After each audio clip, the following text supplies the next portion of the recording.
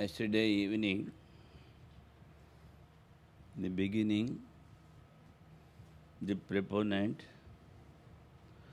refutes the followers of Buddhism as well as followers of Vaisheshika.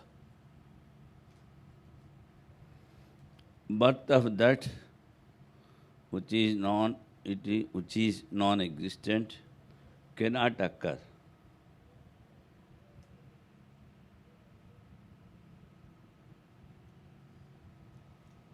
That is, he is refuting asat karya bada. That is, they believe that cause is not there before creation. That he is refuting, that which is non-existent cannot occur through Maya or unreality, or reality. Like a son of barren woman. Mind and Atman, two things are there. Now again, opponent is asking, mind and Atman, two things are there. And he says, mind is real. So how you talk of non-dualism? If the mind is real, it should not change. A real thing never changes. A changing thing cannot be real. So it is vibrating and oscillating. In dream and in waking state, mind is changing through Maya as rope snake. Snake is real in the form of rope. So mind appears in dual roles in dream. In both states, consciousness that is real from the highest standpoint of view, in the highest state.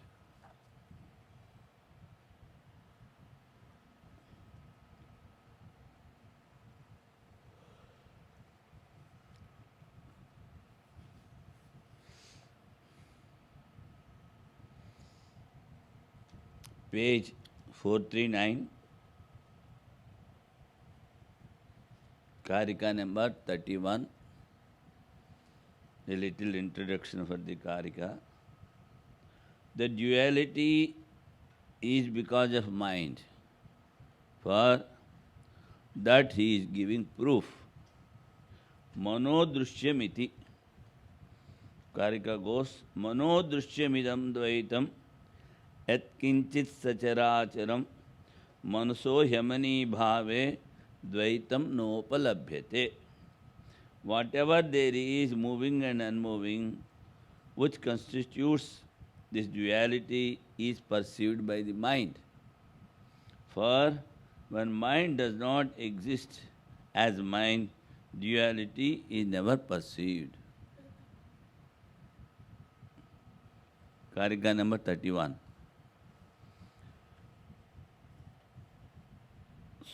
Which constitutes this duality is perceived by the mind, he says. The duality is perceived by the mind. When mind does not exist as mind, what does he mean by that? Mind does not exist as mind. It is not working in samadhi and sleep. That he meant to say. What was told in the previous Karikas is repeated and gives the meaning of present Karika. Rajju sarpavad vikalpana rupam dvaita rupena mana eva iti uktam. It has been said that the mind alone appears in dual aspects like a snake imagined on a rope.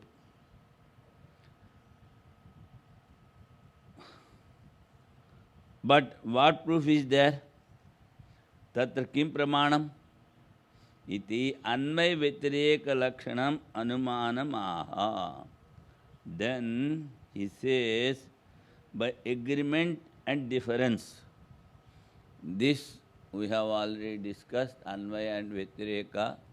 Simply, if you say in English agreement and difference, you will not actually understand the meaning of Anvaya and Vyatireka. The Anvaya goes like this: wherever smoke is there, there fire should be there. That is agreement.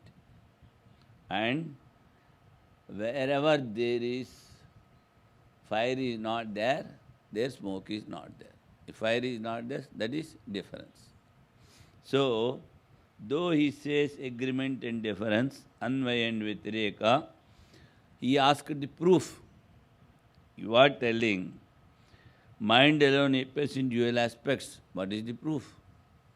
Then, through Anvaya and Vyatireka, agreement, difference, he is telling how that he told this Karika, and then further he is explaining. As the snake is imaginary, so the duality. That is due to ignorance. For that, if you search proof, we are telling a special inference, he says. What we are telling? Every duality is due to ignorance.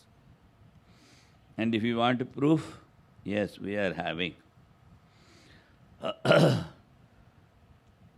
That he is explaining Katham. So, what is the proof he is going to give? He says, Bimatam, that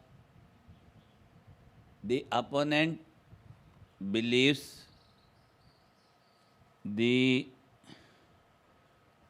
Bauddha and say the Vaisheshika, he says, the cause is not there, mind alone is there, Atman is not there, and the cause is not there before creation. So that is called Vimatam. We say that cause is there before creation, you say cause is not there.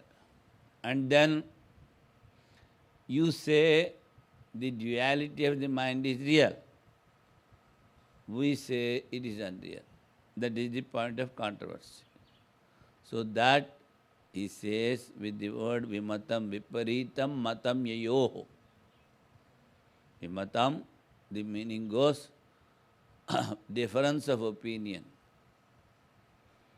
That he has to prove, so that he takes as Paksha.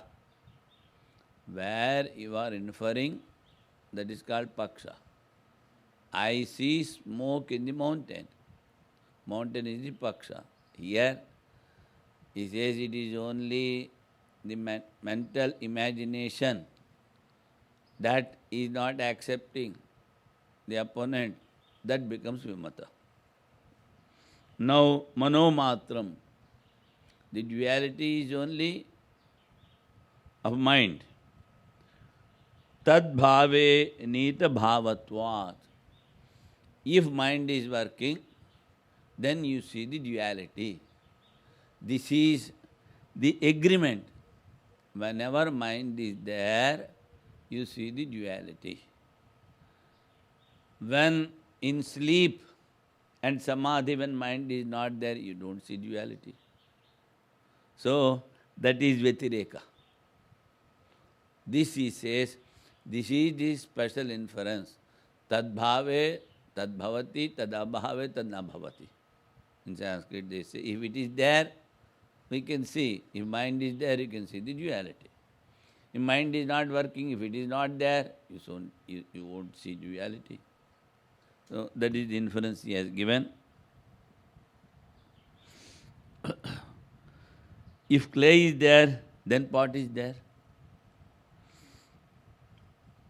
Tena hi manasa vikalpamanena drishyam mano drishyam idam.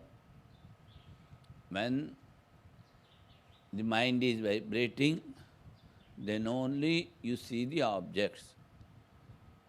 You don't see any objects in sleep. Mind is not working. So he says, when the vibrations are there in the mind, then only you see the objects through the mind. After agreement, now he is telling the difference. Anvaya is over. Now he is telling the Vyatireka, difference. When fire is not there, smoke is not there. So when mind is not there, there is no duality. Telling the support with the taking the support of the second line of the Karika. Dvaitam sarvam mana iti pratigna. Now, the proponent has given an inference. So, what is his vow? He says, Dvaitam sarvam mana iti pratigna. He clearly declares that the duality is due to mind. Dvaitam sarvam mana iti pratigna. Pratigya means what he wants to prove. That first he says, there is fire in the mountain, but you don't see, only you see smoke. So that is called pratigya. Tad bhave bhava, tad abhave cha bhava. Same thing he is telling. When mind is there, you see the duality. When mind is not there, you don't see the duality. Manaso.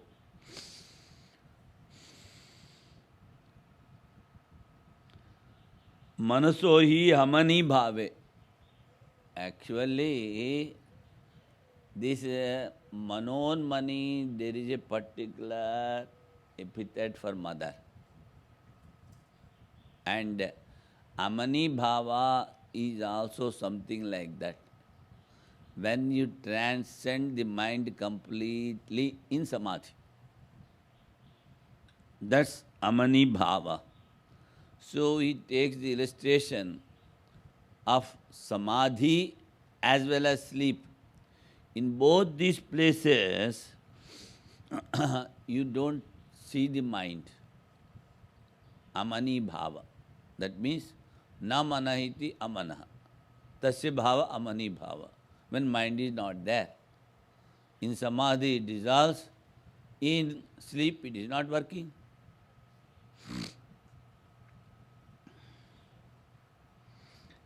In samadhi and sleep, there is no duality, non-perception.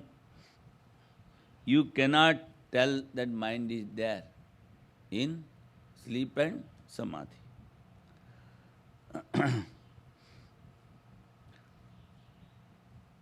Maya dhina meya siddhi says. See, when you want to prove a particular thing, that some proof should be there. So what is the proof? Is a illusion. Through illusion, you are seeing the objects. Maya only we see the objects.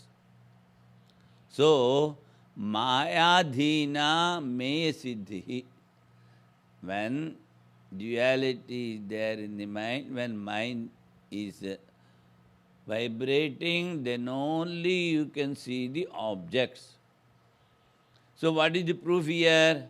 The presence of the mind. The presence of the mind proves the duality. The mind is not there, you cannot see the objects. So that in Sanskrit it says, maya dhina maya siddhi. Maya is delusion, vibration of the mind. The object of perception depends on proof. The capability of being established depends on proof. What is the capability? That is maya siddhi.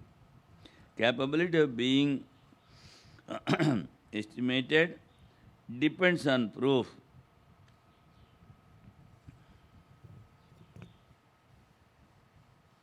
Manaso hi amani bhave nirodhe viveka darsanabhyasa Vairagyabhyam. Now, Gaudapada Acharya did not tell anything. But out of compassion, Lord Shankara is giving the means to control the mind. He says, how you will be getting to Amani Bhava, that mind is not there, that mind is not working. He says, first discrimination. Viveka. Viveka darshana abhyasa vairagya abhyam, and dispassion and practice. Practice, discrimination and dispassion can alone take you to Amani Bhava. Then only mind is stopped. Rajvamiva sarpe layam.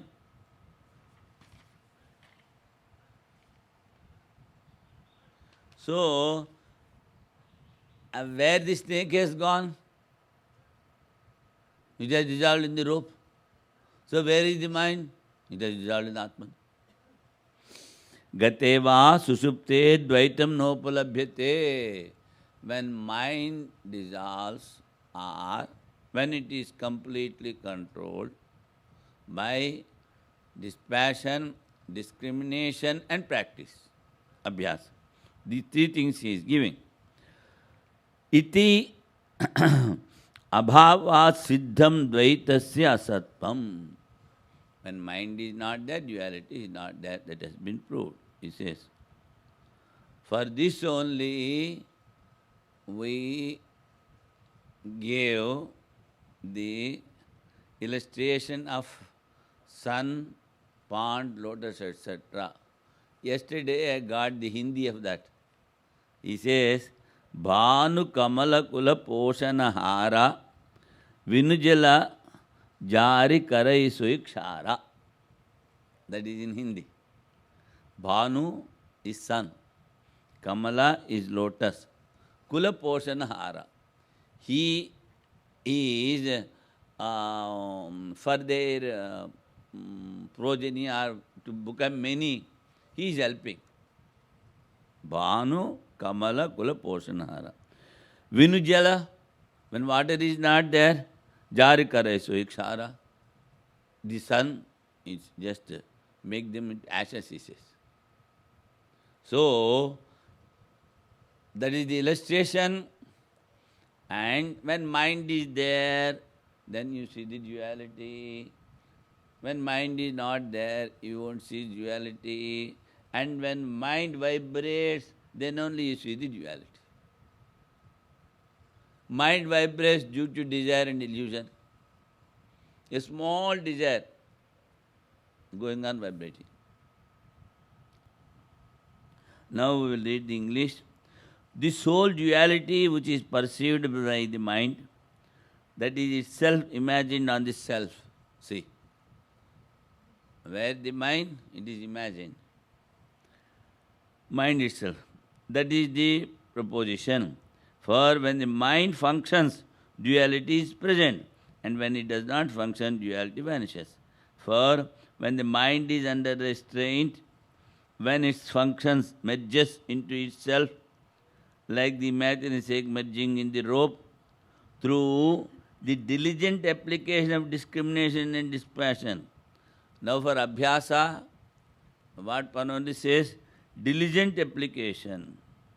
You should deeply think. Discrimination and dispassion are when the mind gets absorbed in deep sleep. You control the mind completely, you dissolve it, or when it goes to sleep, duality is never perceived. The idea implied is that this non-existence goes to prove the unreality of the duality. Non-existence of mind. What it proves? Duality is not there. Katham punaramani bhavam? Again he says, how does the mind cease to function? Mana iti mind. Na mana iti amana. Tasya bhavam amani bhavam. What that it translates, he says, how does the mind cease to function? Amani bhavam. Though the mind is experiencing the samadhi and sleep, now the opponent is coming. He says, though the mind is experiencing samadhi and sleep, still mind is real, so mind does not cease to function. Katham. The mental resolve, in Sanskrit it is called sankalpa. Mental resolve, sankalpa. Or you may translate it into determination or intention. But the main word is sankalpa. Because of the sankalpa, a deep desire arises in the mind. So, first, you are having a determination and intention to have something, then it goes deeper and it becomes sankalpa, mental, I will do this. I want this. First, you say, I will do this. Then, I want this.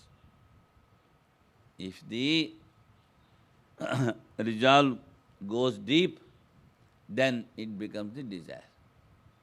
Then, afterwards he says, without this I cannot live. That goes to Trishna. That is Trishna in the mind. Without this I can't live. I cannot. Sankalpa is the form of mind in relative world. What is this resolve? Mental resolve. It is in the relative world. A thing of determination should be there for thing of a determination should be there for determination. To have a mental resolve, you should have a thing.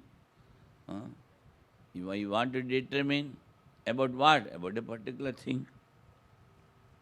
When a thing for determination is not there, then it will not determine anything. When a thing is, that he is telling, you see, he is slowly taking.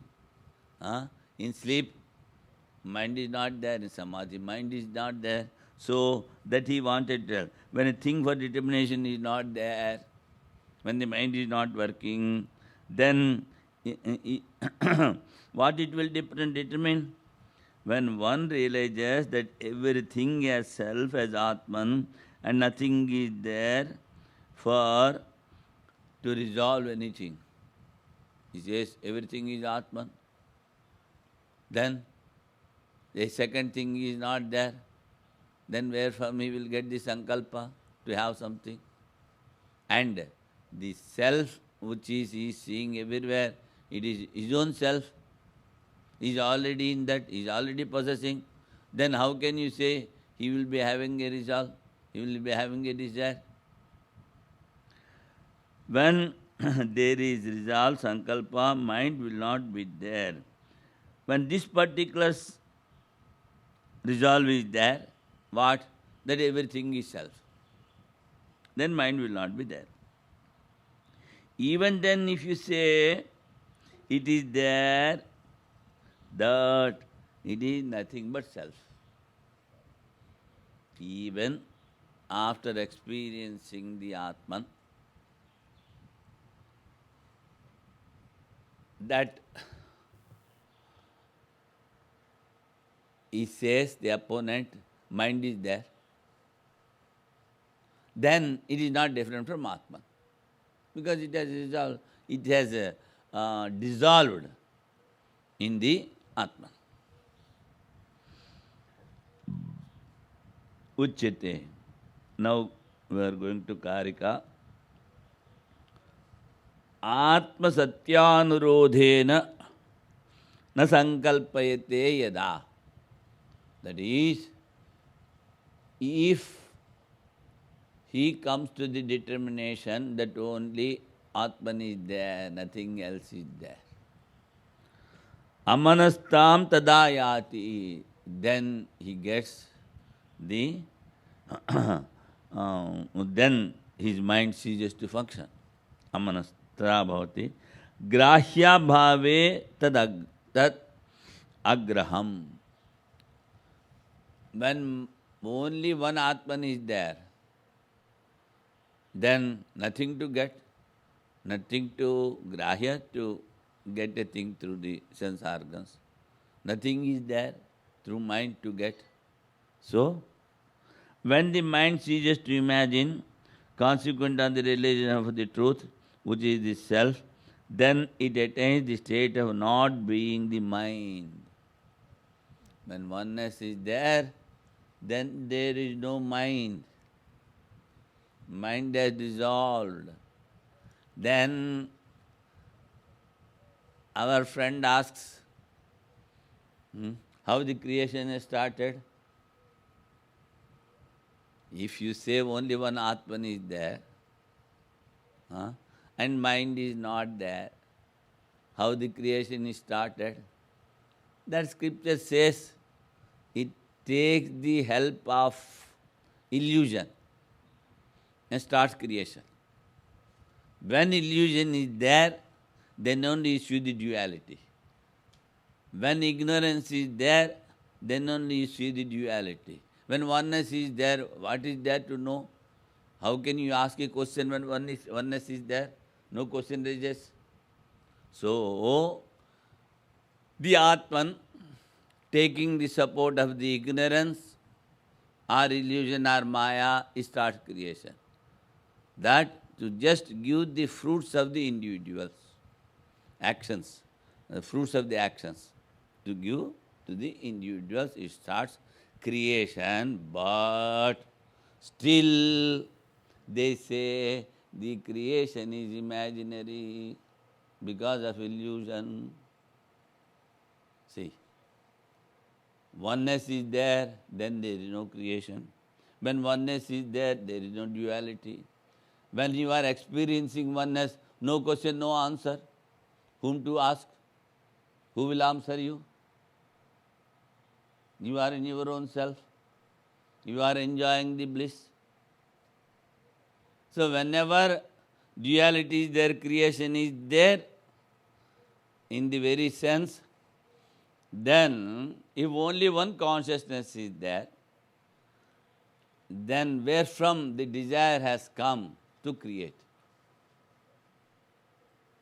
Is it not? Then because of Maya, because of ignorance you are seeing the duality, because of ignorance, because of illusion he is creating. That means he is taking the support, but we should think the illusion is not separate from him. Whenever he wants, he takes its support. Otherwise, not necessary to take the support. He will not take the support of the illusion. So, only magician is there. He wanted to show the magic, he will show. He is not willing, he will not show. In the same way, only our own self is there, that is the highest bliss. So, no question, no answer. When a little ignorance is there, then duality is there, then you start asking questions. And some master will answer you. Now, so he is taking to that extent. Amani bhava. Mind is completely dissolved, he says. Samadhi. Then no question, no duality. You are in Samadhi, experiencing the highest bliss of Atman, then no duality. You are in yourself. You are in your own yourself. You are in you.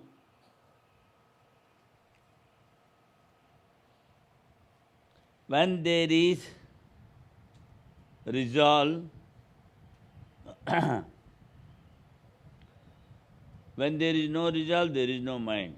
Even if you say, even after the Samadhi, if you say, if mind is there, then he answers, it is not different from the Atman. Just a Jivan Mukta Purusha, a realized person. Previously we have discussed, he is having two houses. One the body, one Atman. At times he is there, at times he is here. As in the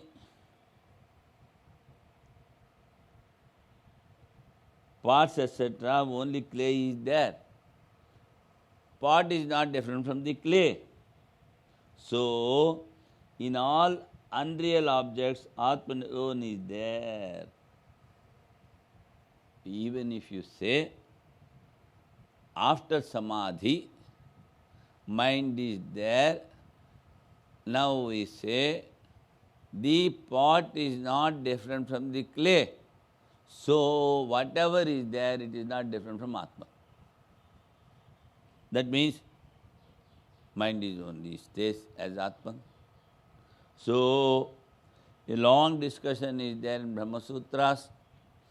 After realization, body is there for a Jivan Mukta Purusha. So, some good and bad will be happening through the body. He may want or he may desire may be there to do something, there may not be desire. Then, if body is there, good and bad will come out of it. Now he is walking, he has not seen, and he has killed so many ants and insects on the road, on the path. Then what will happen? Where that bad will go? And you say he is man of knowledge. Nothing stains him. He is not attached to anything. Then he says,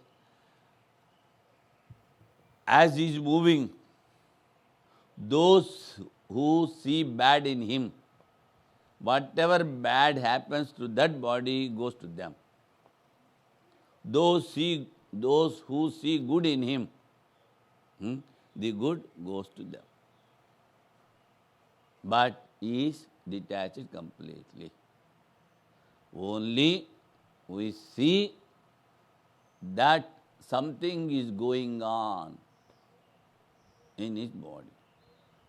Because he has realized, he has experienced his Atman, and he is not attached to the gross body, etc., that we have discussed, like Jadbharata, like Lord Shankaracharya, like Dadhichi. We have seen Dadhichi. Many instructions, many illustrations we have seen. After realization, they are not having any attachment to this gross body. Let it be there, let it go. Even, you see, you may not realize, but you have taken sannyasa.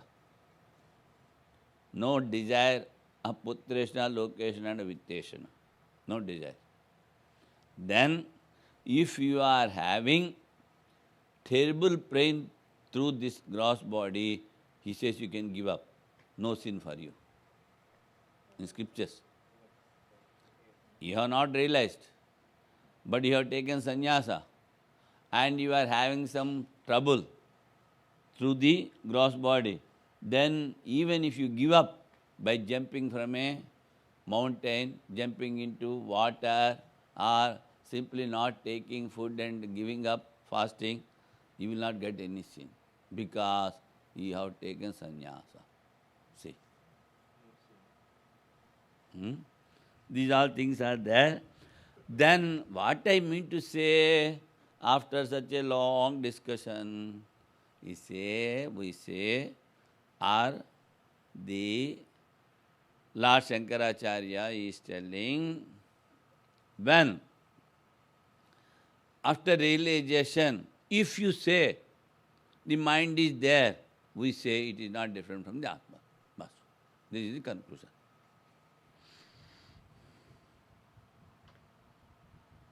Atman alone is there, is to be accepted. Tat satyam sa atma tattvamasi svetiketo. Why? He says tat satyam, that alone is real. And tat satyam sa atma, that is your own self. And you are not different from that. He told Svetaketu. That is the stress to understand. He gives illustration. Vacha rambhanam vikaro namadheyam. Everything you see in this world is just to speak. Through speech, vacha rambhanam.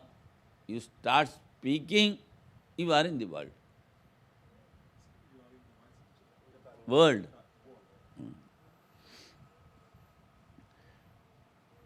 So he says, vacha rambhanam vikaro namadhe muttigetyeva satyam. There in the illustration, he says, clay alone is real. Here he says, Atman alone is real. Yeah. Swamiji said, you start speaking, you are in the world. But we also speak in our minds, Swamiji. Then also we are in the We world. are also in the world. So both inner speech, outer speech.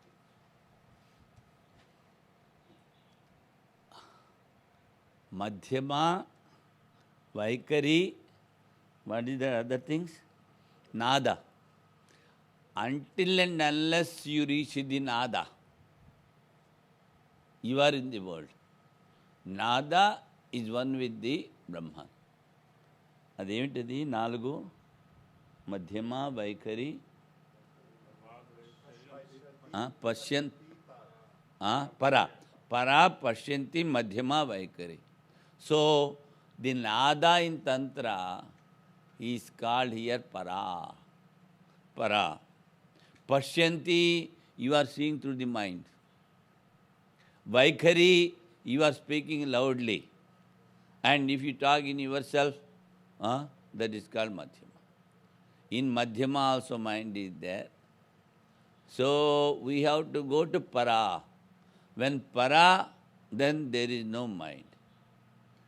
That, as we say, Nada Bindu Kala in Tantra they say. So this Nada is equal to para. Para is equal to Atman in Vedanta.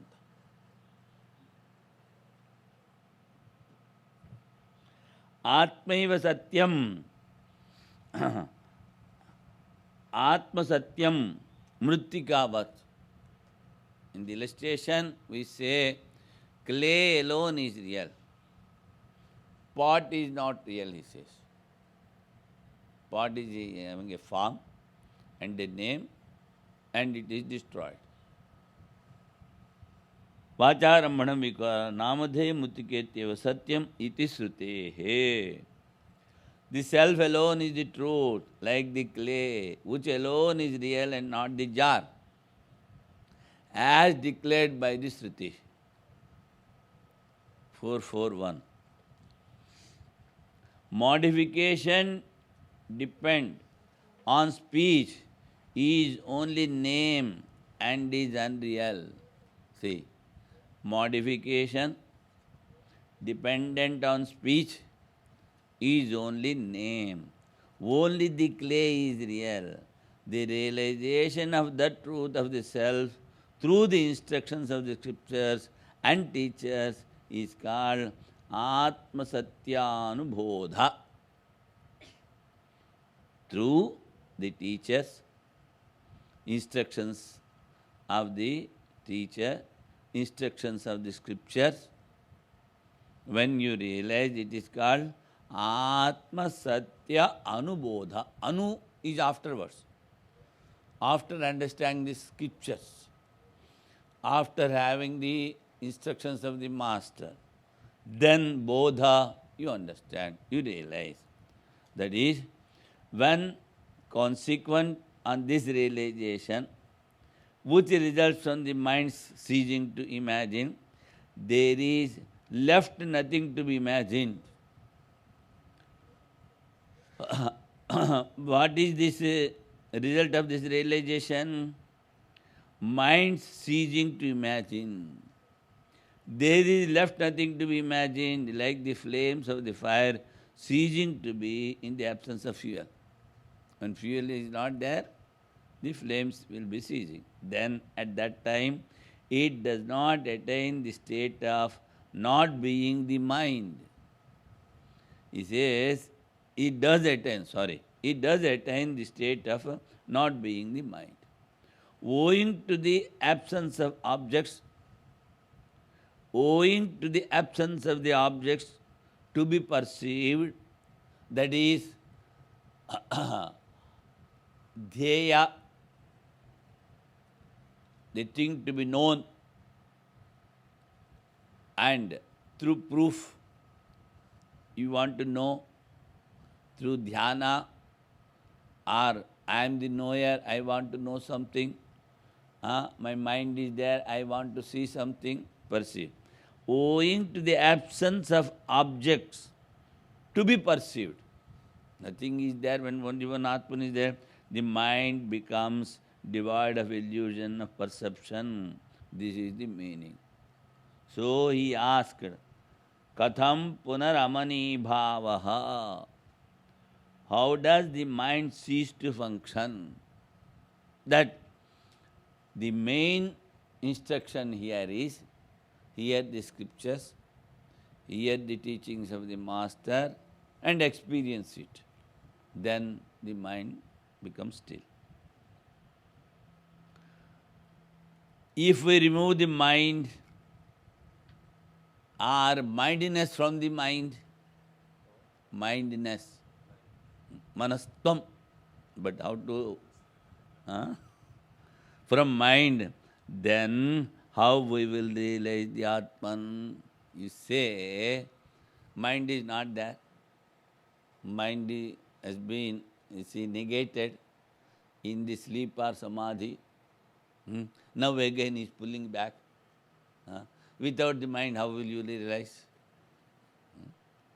The realization or the experience of the mind is only relative only, not absolute. The experience of the mind is only relative. When you go to the absolute, there is no mind, as in the sleep and samadhi. So, the where from the duality arises, starting from the mind. And most of the aspirants, they talk long, they don't see this difference, amani bhava. When the mind is dissolved, it is in absolute. So there is no world, but they are in relative state. They talk of relativeness and says, this your monism is not correct. Right? The non-duality is not correct. They argue like that. But we are having the support of scripture and logic. So you cannot shake us. అది శంకరాచార్యుల స్తుతి ఉంది కదా, మనం ఆరతి చేస్తాం, రెండో శ్లోకం ఏమిటది? You see, these all opponents, there is a say a rose herb. So many beautiful flowers are there. And what these fellows did, the opponents, they have shaken the herb and all the flowers have fallen. And below, so many thorns are there. What Shankara did, he has taken all the flowers and again he has put in their place. Now the tree is in full blossom, nobody to shake and no thorns. That is why he says, అది కాదు, మన ఆరతిలో చెప్తామే, కల్పశాఖీయతి నాం. So, for the followers of the path of renunciation, Lord Shankara is the celestial tree, Kalpa Vruksha, he says. In his name, we are having the ashram, we are eating and we are sleeping nicely. We are doing all the things without earning anything, single pie. That is his grace, he says, because he is our kalpa vruksha. That is celestial tree. Whatever we go to him and whatever ask, we are granted. Now, here you see,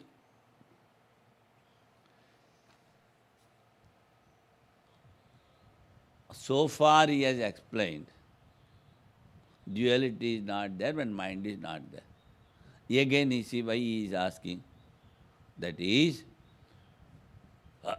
in ordinary plane, relative plane, it is difficult to understand. That's why he put the question. If we remove the mindness from the mind, then how we will realize Atman? Venjika bhavat. There is nothing to express or nothing can tell you. When manifestation is not there, Venjika means manifestation. When manifestation is not there of the mind, how can you realize? Akalpakam. For that he is giving the reply through the Karika. Akalpakam ajam jnanam jnaya abhinnam prachakshate brahmajne yam agnyam yam ajam nityam ajen ajam vibudhyate. This is a peculiar stanza, or we can say it is conveying a deep meaning.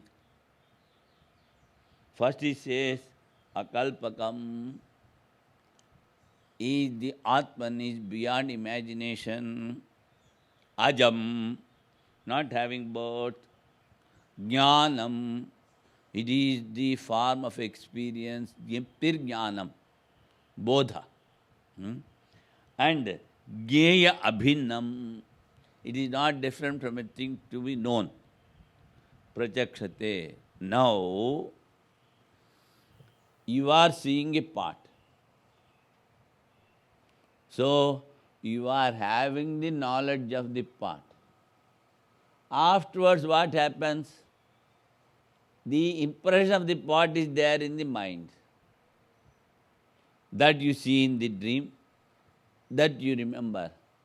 So, what he says, the object to be known and the knower is not different, because it is already there in your mind. So, explaining this only, previously we have discussed that I and mine is the creation of Jiva.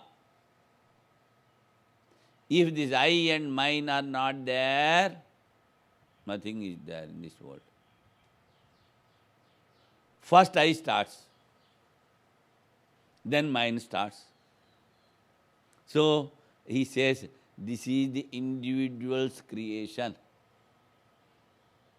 When you superimpose the mind on the Atman, then the I starts. So, if you discriminate and remove the mind, and if you dissolve the mind in the Atman, then there is no I. Then how can mind come? Mind also cannot come. So, he says here, jnanam jnaya abhinnam. That knowledge is not different from a thing to know, the thing to be known. Brahmajneyam ajam nityam.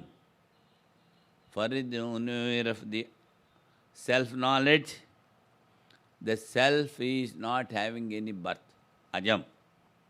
And it is always there, it is real. Ajen ajam vibudhyate. Now he has asked, without the mind, how can I realize? So he says, ajam ajena vibudhyate. It is self-effulgent. You need not have any outer thing to know it. This previously we have already explained. Light a lamp, put a basket above the lamp, then you will not see the light. You take away the basket, you will see the light. So, the light is self-effulgent.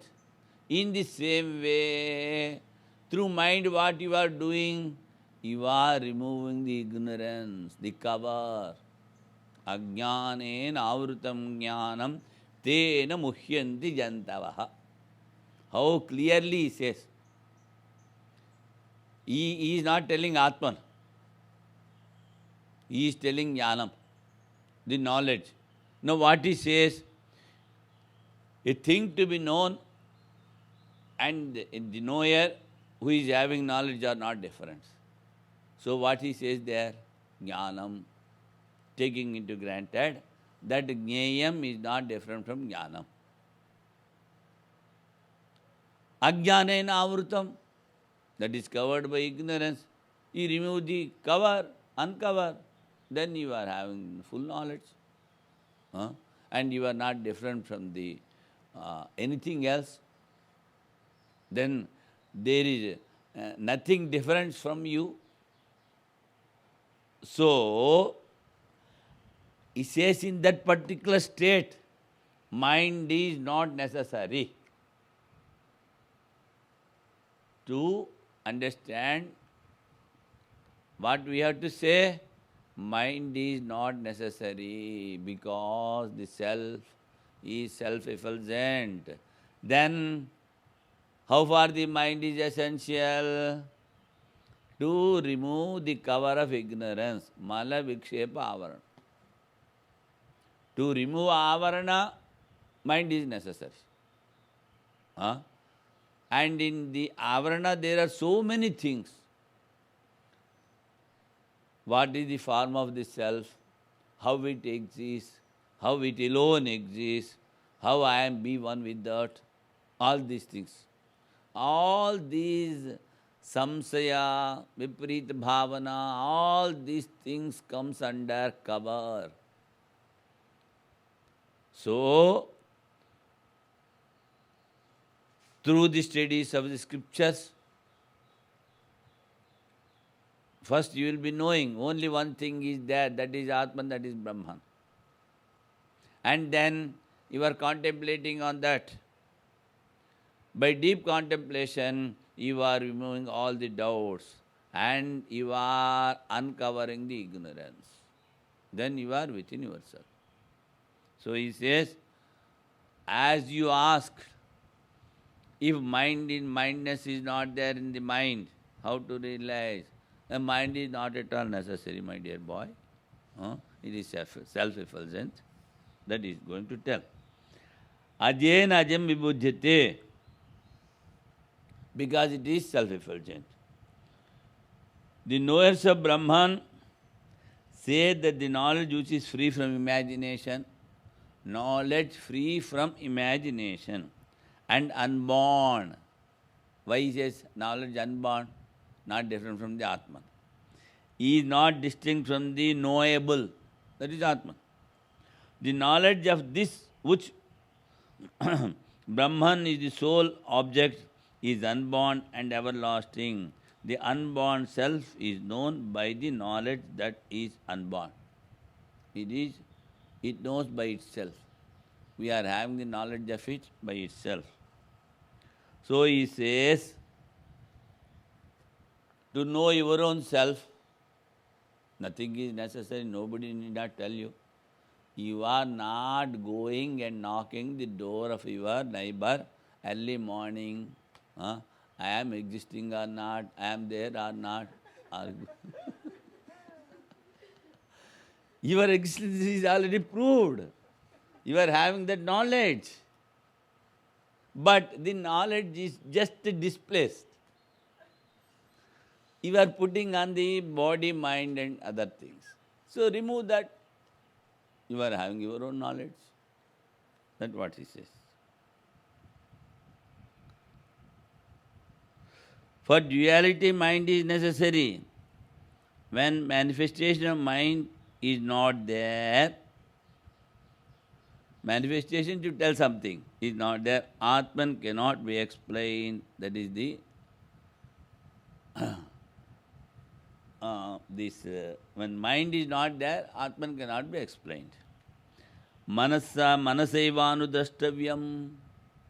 Then the opponents ask, you see, when mind is not there, how to experience? But the Shruti says, you have to know through mind only. Through mind you are uncovering the unwanted material. That's all. That's why in a subsidiary meaning we are telling you have to know that through mind only. It is a subsidiary meaning. When mind, as long as mind is there, you will not realize it. Duality will be there. You are not accepting the mind. By knowledge, we know Atman, so mind is not necessary. It is self-effulgent, that is not different from the thing to be known. The Atman, there is no difference. That's why we say the knower, known and knowing, the Triputi is dissolved. Is dissolved. Uchyate. Knowledge is not different from the thing to be known. Gyeya abhinnam jnanam. That is, the knowledge is not different from the thing to be known. For that he quotes Shruti. Nahi. Now we will go to the Bhashya. Akalpakam sarva kalpana varjitam. No duality, no imagination in the mind. It is beyond imagination. Ataha eva ajam. Because it is beyond the mind and it is not having any birth. Ajam.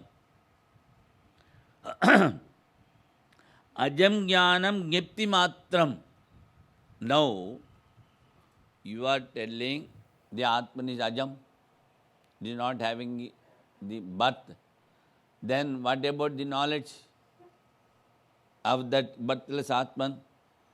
It is the form of experience, jneyam.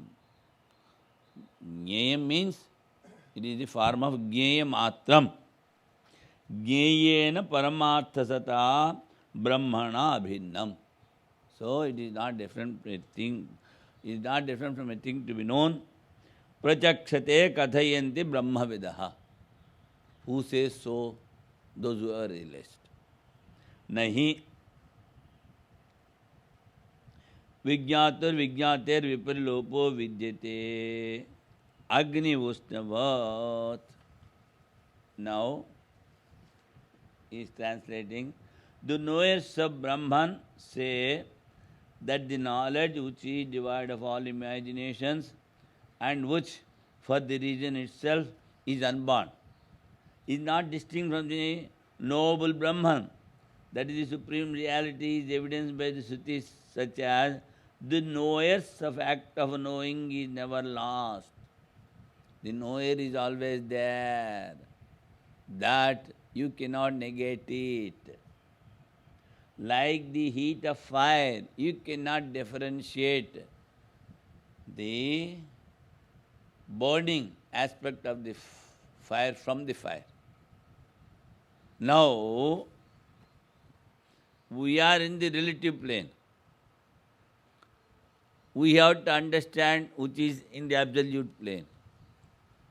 So, some definition should be there. For that he says, Swarupa Lakshana, Tatastha Lakshana. Satyam Jnanam Anantam Anandam Brahma. It is full of knowledge, it is existing, it is full of bliss. And what is there? From where this universe has taken birth? That is Janmadhyasya Yataha. That is Tatastha Lakshana. So, Lakshana is called a definition. And Lakshana from the relative plane. In the absolute plane, no proof. Aprameyaha. That yesterday we have discussed. Proof is necessary to prove a object which is in the world.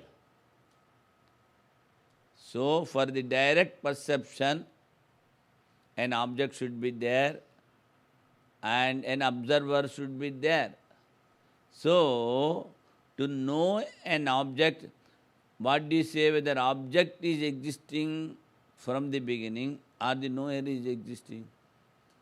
When the question raises, when he says, I am seeing, so I is already there. Then only the action of seeing comes. Before that, so for I proof is not necessary. It is already there. For a direct perception in the world, to see an object, a proof is necessary, which we call pratyaksha, direct perception. For one's own existence, it is not necessary. That's why yesterday we have discussed a long aprameya, no proof.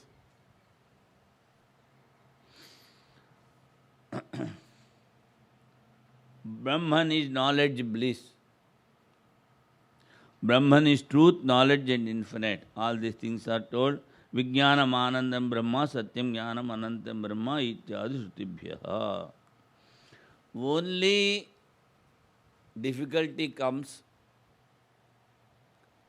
we have to explain the absolute, and without taking the support of the relative world, relative mind, we cannot explain that. So, the best thing is to negate the relative thing. World is not there, Brahman alone is there. You negate the world, Brahman alone will be there. So, all the scriptures, they take the support of the negation.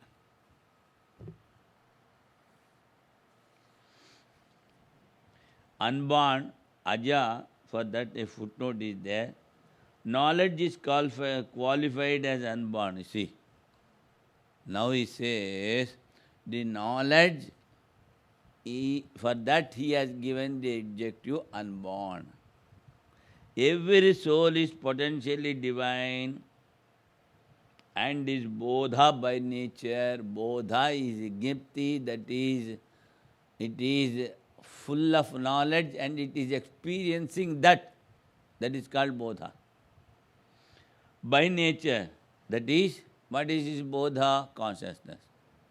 Previously we have told, an experience comes to the consciousness but not to the inert thing. Knowledge does not come from anywhere since it is already in the man.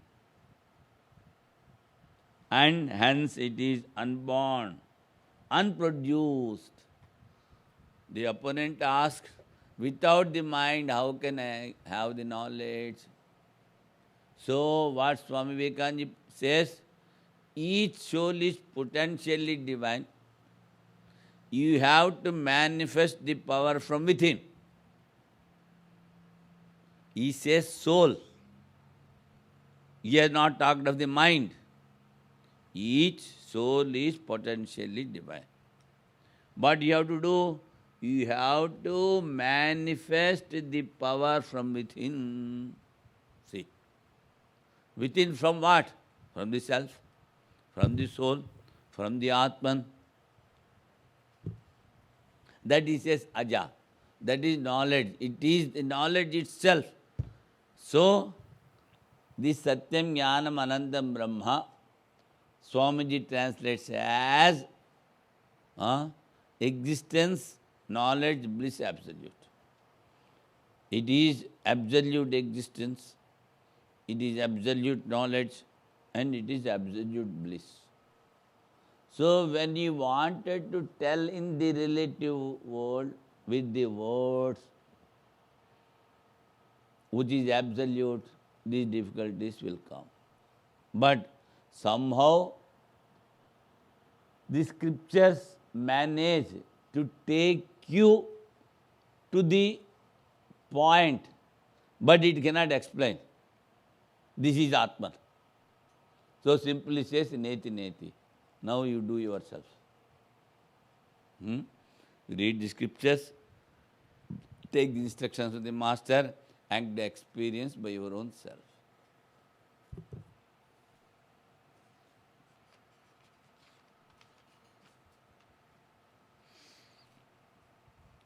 Swayameva avagati rupatvat na arthantarapeksha. You know, or you experience this self by your own self. Uddharet atman atmanam. What Sri Krishna says? You have to lift yourself by your own self. See? Huh? There also he says the same thing. And when Arjuna asked the questions of Sthita Prajna, Prajahati yada kaman sarvan partha manogatan atmanyev atmana tushtaha. He has not taken the mind, the word there. Atmana eva tushtaha. See? This also shows that self is having sufficient knowledge. And then why he has to use twice? Prajihat yada kaman sarvan parthamana atmanyev atmana tushtaha. By self, you have to know the self. How it is possible?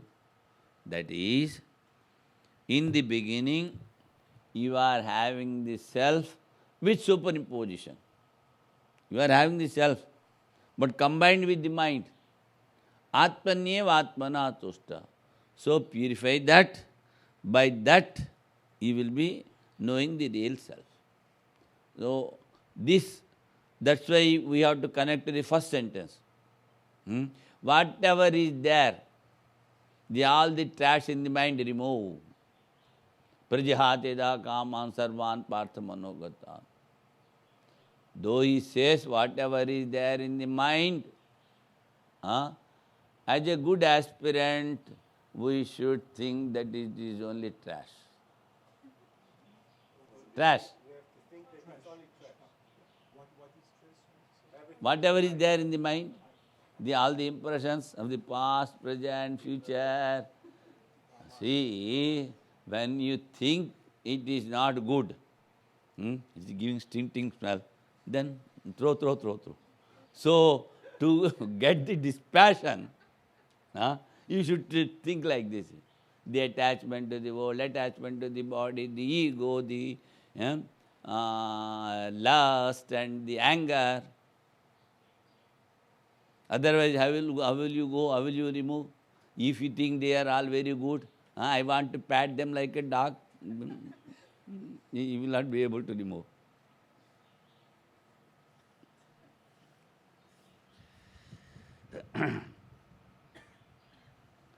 The realization is tasyeva visheshanam brahma. Jneyam yasya svasya tadidam brahma jneyam aushnasyiva agnivat abhinnam tena atmaswarupena ajena jnanena ajam jneyam atmatattvam swayameva vibudhyate avagachyati nitya prakasha swarupaiva savita nitya vijnana eka rasaghanatvad na jnanantaram apekshate ityartha.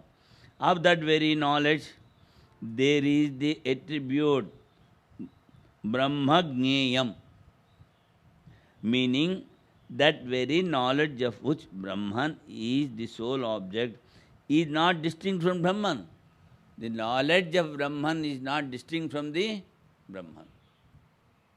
As heat from fire, by that knowledge which is unborn and of the nature of the self, is known the knowable, that is the reality of the self and unborn.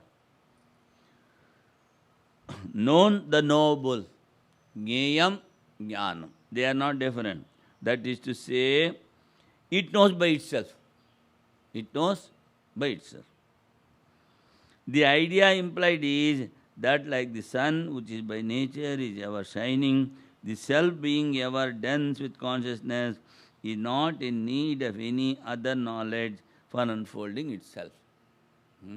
The other knowledge or the outside mind is also not necessary. Then what is the use of the mind? Just it removes the cover, which is because of illusion, delusion, ignorance. Swami. In the 13th chapter of the Bhagavad Gita, in the Bhashya, Shankaracharya refers to Brahman as Jnayam. Gayam tat pravakshami. So this is the reason why it refers to Brahman as Jnayam. There is a little difference in the meaning. Jnayam yattat pravakshami, he says, and he says so many qualities for an aspirant to be followed. If he follows all these qualities, he will be knowing. So, the thing to be known is not different from knowing and the knower. So, jnayam yattat pravakshami, he says. That is, first he says, kshetragyam chapi mam vidhi. But afterwards he will be giving so many qualities. Even in 16th chapter, you see, more than 22 qualities I think he has given. So, he says, the following the means, you should be able to get to the end. But that end is not different from the means, but you have to dissolve the means. Then only see, I want to go to Vishnu house. So you have to walk and go. Sitting here, you will not go there. In the same way, the going on the path is called all the following the qualities, whatever he has told. So in that way he says, Jnayam yattat pravakshami, he says, what? Ekjnata amritamashrute. By knowing which you will get the highest bliss, he says. But then he gives so many qualities. Then how you are telling? You are giving the qualities to be followed. By following these qualities, you will be realizing. So, by going this particular means, so there in the 16th and 13th chapter, I think the little difference is there from this. But here it says knowledge by itself. Because Gaudapada is talking from the absolute, whereas Shankaracharya comes to the relative, and he takes you to the absolute. So he says, Jnayam yattat pravakshami, what is to be known, I am telling, and he gives all the qualities. By following these qualities in your life, you will be knowing that. I think that I don't know what are the qualities there in the 13th chapter he has given. Jnayam yattat pravakshami, afterwards. Yajnatva amritam. No, what are the other verses?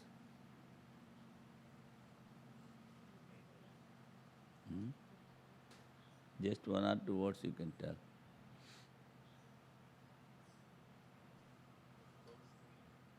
You just learned it today. Yes. That is our Swami Prakash.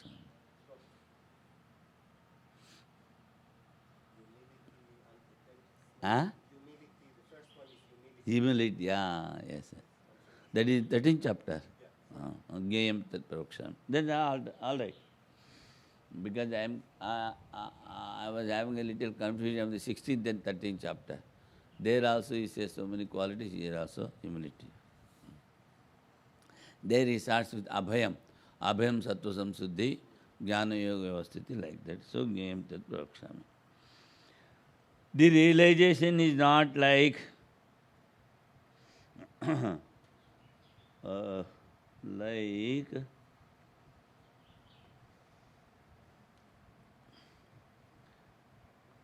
it is not like an indirect fruit, but it is like a direct fruit.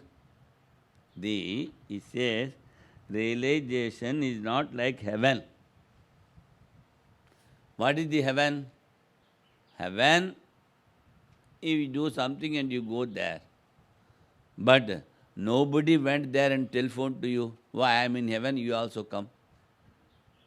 That's why he says that is indirect perception.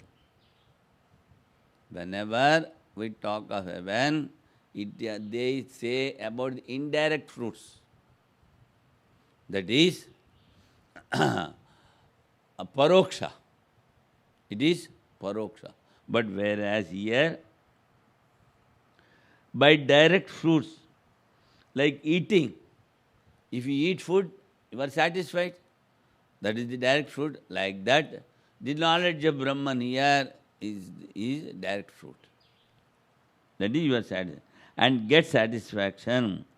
Paroksha phalatva bhavat. But it is not the fruits like heaven, which is paroksha, indirect. The experience of Atman is through the control of mind, is for direct knowledge. We have to experience that here itself. Now he is telling some preface bhumika for the next verse. Some preface he is telling for the next verse. Atma satyanubodhena sankalpam akurvat bahya vishaya bhave nirindhana agnivat prashantam nigrhitam niruddham mano bhavati tyuktam. Atma satyanubodhena. Now he says, you see, there is something that is Atman. It is only the real thing. And besides that, nothing is there. All other things are unreal. But at the same time, you have not experienced that. Two things are there. You know, and after knowing, you practice and you experience. So, in these vrittis, it is told, even if you are having this confirmation, you have not experienced the Atman. But you say, the world is not there, the mind is not there, the Atman alone is there, that is not different from me, and I am in everywhere as Brahman. Even mentally, if you are having this confirmation, then also you will not get any sin. That's what Smriti says. See. And what to talk of after experiencing? So now what he says, Atma satyanubodhena sankalpam akurvat. Don't entertain any imagination or what you call the intention. Don't have any sankalpa. Sankalpa akurvat bahya vishaya bhave. When you are not having a sankalpa or desire, intention to possess something, then outside things are not there. When you are having a desire for a particular object, then only you will be having an object outside. If you are not having a desire, nothing is there outside. He says, Nirindhina agnivat. So what you have done? You have removed all the fuel from the fire. Then there will be no fire. In the same way, Nigrhitam niruddham manaha. So by not feeding the mind, Feeding the mind through the imagination of the objects. Dhyayato vishayan pumsaha. The moment you start thinking of an object, you are gone. And not only this, you see, you are separating from your own self. You are having a mind, you are having Atma. So, the moment you start thinking of an object outside, you are getting away from the Atman. You are extrovert, it is going. So that's why there he says, Dhyayato Vishyan Pumsa Sangasteshu Upajayate. Now what he says, don't have any determination, no sankalpa. Sankalpa akurvat bahya vishaya bhave. When the sankalpa is not there, when determination is not there, to possess an object, to see an object, to hear an object, to have an object, then this mind is controlled. So in Gita, Sri Krishna always says, control your senses, control your mind, control your senses. They are obstacles. Again and again say, Nigrahitam niruddham mano bhavati. Then mind is controlled. Evancha manaso yamani bhave dvaita bhavasya uktaha. After controlling the mind like this, there will be no duality. That has been told. It has been said already that when the truth, that is self, is realized, the mind, in the absence of external objects, ceases to imagine and become restrained like fire in the absence of fuel.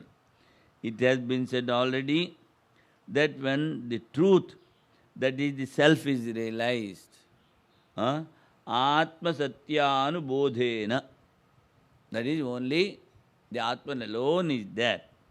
But here, direct perception was not there, only indirect in mind. That also helps a lot. What to talk of direct perception? The mind, in the absence of external objects, ceases to imagine and becomes restrained, like fire in the absence of fuel. Besides, it has been said that when the mind ceases to be the mind, now we see, mind ceases to be the mind. Mindness is not there. Duality too becomes absent of the mind, thus controlled. Nigrahitasya. We need not experience it because we know it familiarly in the sleep. Now the opponent is not sleeping, you see. So he says, what he says, what necessary is there to experience the self? We know it well in our sleep. So further experience is not necessary. Sushupte. Where is it, Sushupte? No.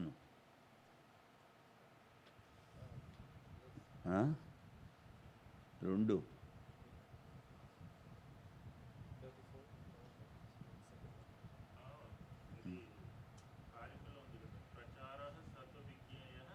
Sushupte. This is the Karika. Nigrahitasya manaso nirvikalpasya dhimataha prachara sattva sushupte anye na tat samaha. The behavior of the mind, thus restrained, which is free from all imagination and which is endowed with discrimination, should be noticed. The mind in deep sleep is of a different character and is not like that when it is under restraint. When controlled, it is different. In sleep, it is different. So when you say, I am experiencing daily through sleep, it will not do. Explaining the words of sloka, he says, Atma. By knowledge, which is real, That is not meditating on outer objects. That is the real knowledge. With support of mind, when you start meditating the outer objects, then only you need the support of the mind. So, mind is also not necessary when you are not thinking of any object outside. So, without sankalpa, intention or determination, mind becomes calm. So, mind becomes calm when there is no sankalpa, when there is no desire.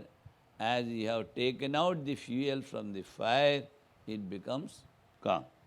If there is no object for thinking, it cools down, it says. And he gives illustration.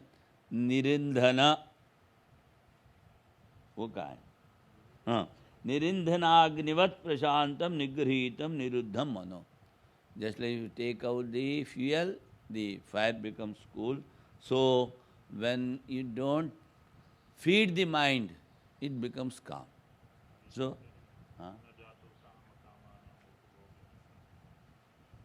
this has to tell a story. Najat kama kama nam upabhogena samyati havisha krishnavarteva bhuye eva abhivardhate. By feeding, the mind never becomes calm. By taking away the fuel, the fire becomes calm. For this, a long story is there in Mahabharata. In other places also is there. Bhagavata. You know well all these things. Just in a nutshell, I will let you know. There is a king by name Ayati. Ayati. And the Sukracharya's daughter is called Devayani. So, and Devayani was the Sukracharya's daughter, the demon master, Sukracharya, demon's master. And one Sarmishta was there, that is daughter of a king. They both went for bathing, and their sarees were exchanged. So, this Devayani gets angry. Then what Sarmishta did, just she has thrown her into a pit. And she was there. And afterwards, this King Ayati was going that side. He heard the cry and she lifts. So, that she was already having a curse by Kacha, that is the son of Brospati, that though you belong to a Brahmin caste, you will not marry a Brahmin. That is the curse. So the Ayati is Kshatriya, she marries. And because to take revenge on Sarmishta, she says to his father that you tell the king that if Sarmishta becomes my servant, then only we will stay in his kingdom, otherwise we will leave the kingdom. So the king agreed and he gives her hand to Ayati, and this Sarmishta goes as a servant maid. Maid servant, maid servant, she goes. But afterwards, you see what happened. The Devayani is in the palace, and this maid servant is there somewhere in the servant quarters, somewhere far away from the palace. So, one day, by chance, walking, the king went there. Then Sarmishta says, you see, I am the daughter of a king. Now, my period is going on. So, you should satisfy me. As a king, you should not deny something, some logic she gives. So, Anyhow, with her also, he is having 3 sons. With Devayani, he is having 3 sons. Then this Devayani goes and reports to the father, the demon's master. See, he is having, I told that she should be a servant, servant, maid servant, and now he is having 3 daughters, 3 sons with her also. Then he gives a curse. You become old. So this Yayati became very old. Then he requests, you see, still my desires are there. I am not satisfied with the lust and other things. So something you do for me. He catches all Sukracharya. Then he says, you are now having 6 sons. If somebody takes your old age and if he gives his youth, then it is all right. Then the first 5 sons, the 3 sons of Devayani, first 2 sons of Sarmishta, they have denied. The last son agreed, and there, of course, whether it is whatever you call it is praise or whatever it may be, for many thousands of years, he has enjoyed the youth of his 6th son. Then he says this particular sloka, that najat kama kamanam upabhogena samyati. By feeding the mind, it never gets satisfied. Just like putting the oblation of ghee in the fire, it increases, and so you have to put a stop from somewhere. Otherwise, if you start enjoying, the mind will be enjoying. Najatu kama kamanam upabhogena samyati. By enjoying, you will never get satisfaction. Just like putting the ghee in the fire, clarified butter in the fire will be increasing and lust will be increasing, that he says. So what he says here, if there is no object for thinking, it cools down. The moment he gives, he shows an object, just like children, babies playing. He gives an object, he starts playing with that. So the mind also is like that. You think of an object and he starts playing with that, and forgets herself, Atman.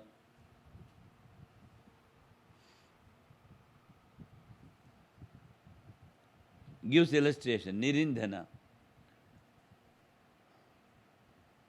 When vibrations are not there, duality will not be there. When vibrations are there, then only you see the duality. That he reminds, evancha manaso yamani bhave dvaita bhavascha uktaha. Besides, it has been said that when the mind ceases to be the mind, duality too becomes absent of the mind, thus controlled. After translating the previous 3 parts, now he is translating the 4th part. Sushupte anyo na tatsamaha. By telling tasya evam. It is like this. So, the behavior of the mind, thus restrained, which is free from all imagination and which is endowed with discrimination, should be noticed. Free from all imaginations. And he says, endowed with discrimination. This is more important. At each and every moment, we should discriminate between the real and the unreal. But in most of the moments, we forget the discrimination. We identify ourselves with the body and start doing something this side, that side. So, the discrimination should be there all the waking state. Otherwise, suddenly some moments may be there, you forget, you get angry, you get something, you want something, all these things will come. So, from all imagination which is endowed with discrimination, endowed in all the times, sarvatra sarvada, in all the times. should be known. Mind in deep sleep is of different character and is not like that when it is under restraint. The In this translation, it says, endowed with discrimination should be particularly noticed by the yogis. yogis. He takes the example of yogis. The Bhashyakara, he says, the yogis who have controlled the mind. That's why he says, yogi bihi. We are coming to that. So the controlled mind is different and sleeping mind is different. So what the opponent asks, so while sleeping we know the Atman, while sleeping you don't know your own self, what to talk of Atman. That's Nigrihitasya niruddhasya manaso nirvikalpasya. Now he says, that behavior of the mind which is under restraint, nigrihitasya, niruddhasya, manaso, nirvikalpasya, no imagination. Sarvakalpana varjitasya, no imagination at all, devoid of all imagination. Dhimataha vivekavataha. So those who are having full discrimination, that is, we have to say all the 24 hours. Vivekataha dhimato pracharo ya satu pracharo visheshena jnyeyo, and is endowed with discrimination should particularly noticed by the yogis. The yogis, say, they are alert. Even in Buddhism, we hear so many types of meditation, and they take secluded places, very cold and other things, and they go to the cave, stay alone, meditate and meditate. Yoga practice. So, he says, endowed with discrimination should be particularly noticed by the yogis, he says. What? That behavior of the mind. Why they go to the secluded places? To control the mind.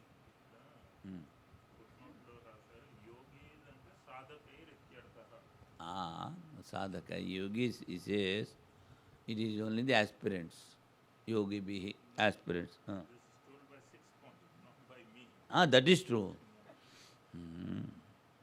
That we know well, don't worry. Because you said he says, so people will assume that I am saying. He in the he, everything has come. Gaudapadacharya also come, Shankaracharya, you are also somebody, everybody. That he identify with thee. That behavior of the mind which is under restraint is devoid of all imaginations and is endowed with discrimination should be particularly noticed by the aspirants. Yogis, though he has taken the word yogi bhihi, that means he is not refuting the Patanjali yoga completely. Then the Ashtanga yoga he agrees. And it has been told in Svetaswara Upanishad. Yama, Niyama, Asana, Pranayam, Pratyahara, Dharana, Dhyana, Samadhi. And only then, where is the point of controversy? Some of the yogis, they do accept Ishvara, and some of the yogis, they don't accept. And these yogis, they follow Sankhya, Nyaya and Vaisheshika in telling that there are different souls. That is the point of controversy with us. And there, of course, in Brahma Sutra, he says, we are not refuting half and half we are taking. A refutation is refutation completely, he says. Huh? Just like we are keeping the half and for giving X and half and for vegetable, that cannot be so. He gives the example. So, he says half acceptance and half rejection will not be there. Rejected means completely rejected. Then, whatever is accepted, what you are going to do, you follow, but you have to come here for the oneness. That much. So, there he says, oneness alone is real. That much. In this only particular point, as Sankhya and Vaisheshika, they also accept many souls and many jivas. That is refuted. Now, the opponent is coming. In the absence of all specific nano sarva pratyaya bhave sadrishaha yadrisha susuptastasya manasa pracharaha tadrisha eva niruddhasyapi pratyaya bhava avisheshat kim tatra vijneyam. Again he is putting the same question. See, you are telling that in the sleep we know the self. The very first thing is you don't know the self. But again he says, in the absence of all specific knowledge, mind in deep sleep behaves only like the mind under restraint. Mind behaves like, if you imitate, is a particular leader, present leader of America you take, you imitating, and you will become the leader. Like he says, like, as if. So, lot of difference is there in the mind that which is sleeping and the mind which is restrained.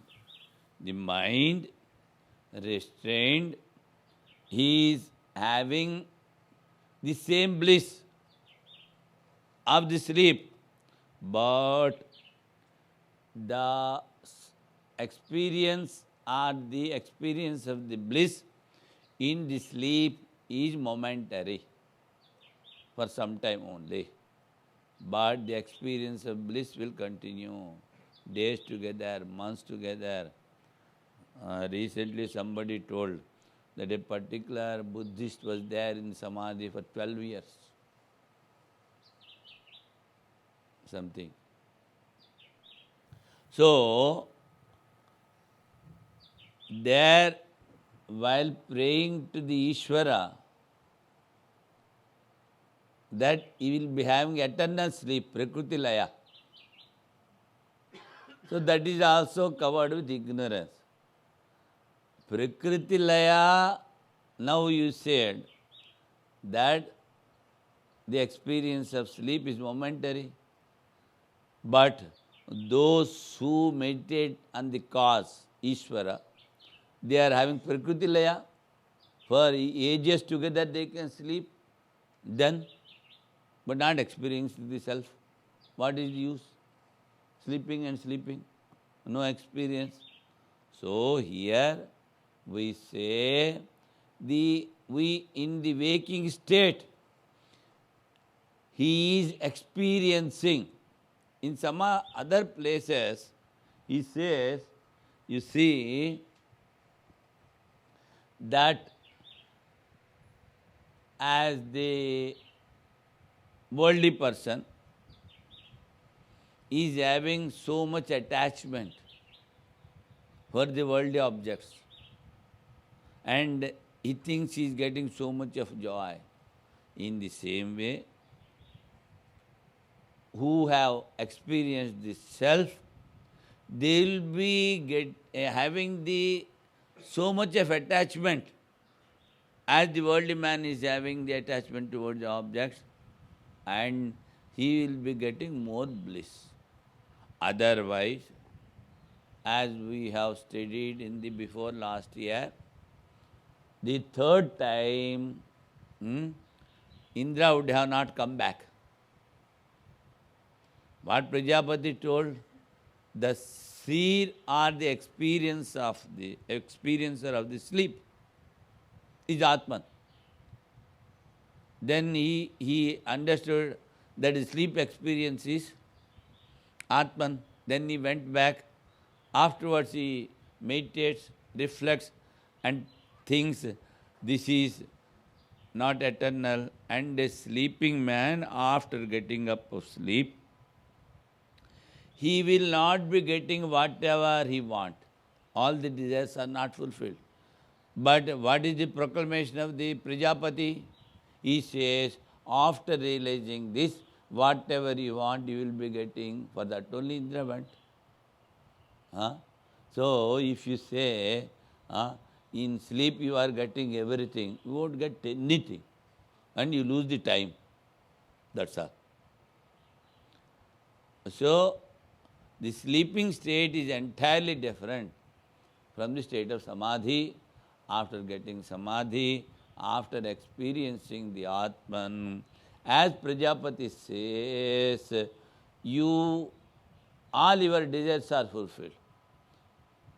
Of all the words, he says of all the words, because you become one with the Brahman. But one who is in Samadhi, there are no desires. One who is in Samadhi, only after negating all the desires is going to Samadhi. He is experiencing the oneness. And what Prajapati says, after experiencing the oneness, you will get all the desires. Some contradiction is there. It seems to be the contradiction, but it is not the contradiction. Because what Prajapati is proclaiming is, after realization, who goes to Brahmaloka, whatever desire he is having there, everything is fulfilled. But the man of absolute realization will not have any desire. So taking that into consideration is not telling. Taking into consideration of the Brahmaloka, becoming one with Brahman, there in Brihadaranyaka, elaborate description is there. If you want to see the wife of your previous birth, sons, daughters, whatever you want, everything you will get, he says. That is, after going to Brahmaloka, if you want some of your relatives, if you want to see, they will come. You can see them. And you can become many. All these things are written. That is from that point. So, we have to consider that when all the desires are dissolved, the mind becomes stable and you realize your own self. And an ordinary person, a yogi, stays there itself, he will not come back. Only some those who are blessed by the God, through them he wanted to do some good to the humanity, like a Vyasa, like a Skanda, like a Sanat Kumara, like Narada. They are specially blessed. Though they have realized this self, again and again they are sent to the world to do the good. But an ordinary person, when he goes to Samadhi, he will not come back.